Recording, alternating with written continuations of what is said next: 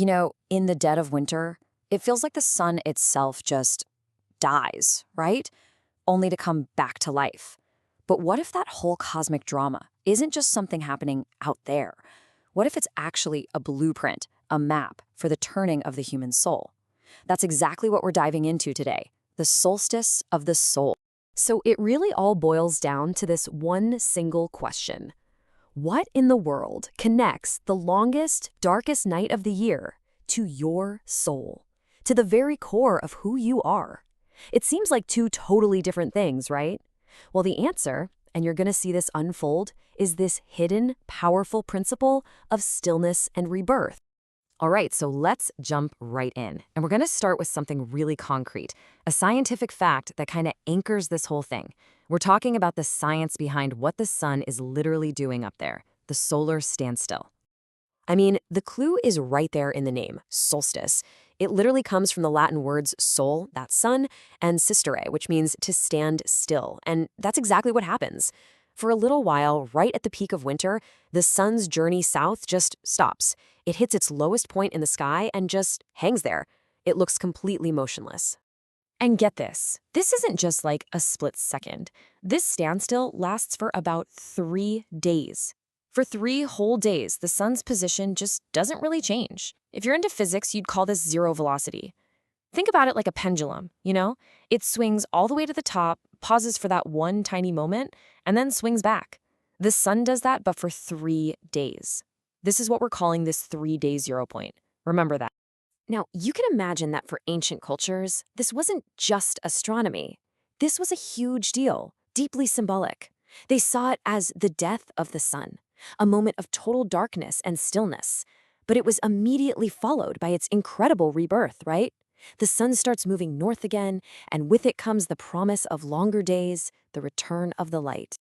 Okay, so you've got this cosmic law, right? A 3-day pause before a rebirth of light. Now here's where it gets absolutely fascinating.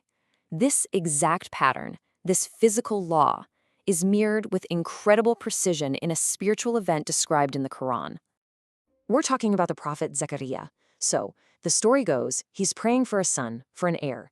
And the sign that his prayer is about to be answered? He's commanded to go into complete silence for 3 nights. See the pattern? A 3-day sacred pause. And what comes right after? The good news of a son, whose name, Yaḥyā, literally means life. And boom, right there, that's the core principle in action. On one hand, you've got the sun's astronomical pause. Its engine literally stops before it reverses direction. And on the other hand, you have Zakariyya's spiritual pause. The human engine, our speech, our constant doing, stops so that a divine command can come through. In both cases, you have this absolutely necessary moment of stillness, that zero point that has to happen before this huge renewal of light and light.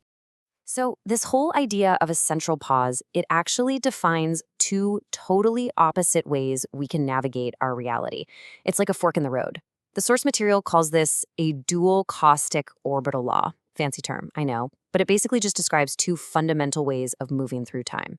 You're either anchored to a stable center, or you're in constant, endless motion. And the Qur'an gives us these 2 perfect models for these paths. First, you have the sleepers in the cave. Think of them as the fixed point, the stable center. The whole universe, the sun itself, is orbiting around them. Then you have the complete opposite, the tribe of Quraysh. They're described as a caravan, always moving, always chasing the seasons. They're like a shark that has to keep swimming to survive, in perpetual motion, always hunting. So let's really break this down. The stable center, the Ahmed function, as the source calls it, is the axis of the wheel. By staying put in that central, still zero point, they don't just survive time, they master it. But the predator in motion, the shark, they ride the waves of change. They're chasing the back and forth of winter and summer. And here's the trap. They end up worshiping the motion itself, the grind, the trade, the changing seasons, instead of the stable axis that it all revolves around.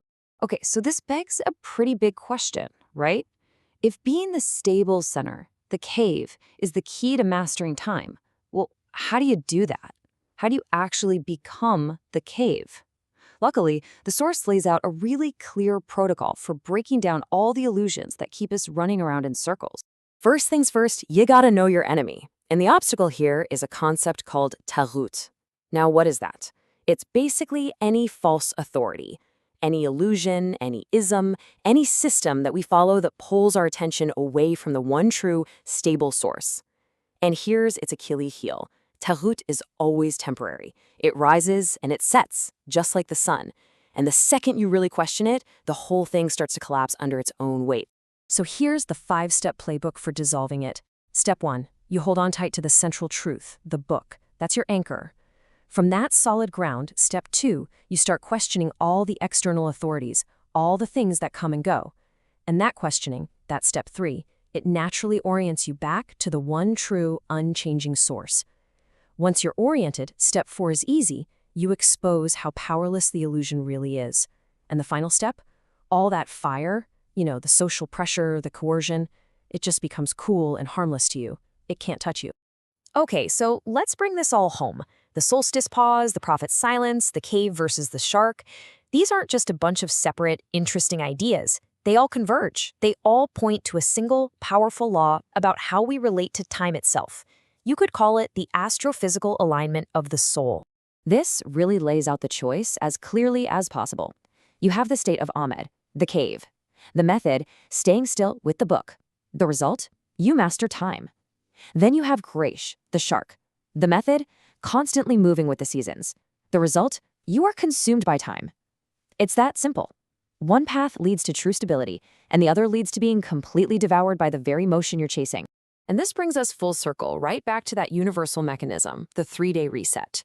The sun pauses for 3 days to reset the entire year. Zakariyyā is silent for 3 nights to reset a whole lineage. And what about us?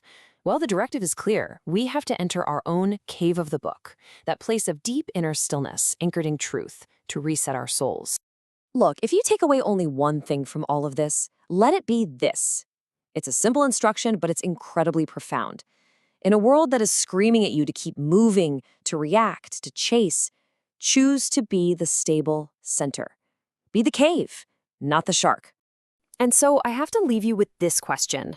In the endless, frantic cycles of our modern lives that demand you keep swimming, that are designed to turn you into the shark, where is your cave? What is that unshakable center you can anchor yourself to when you face the solstice of your own soul?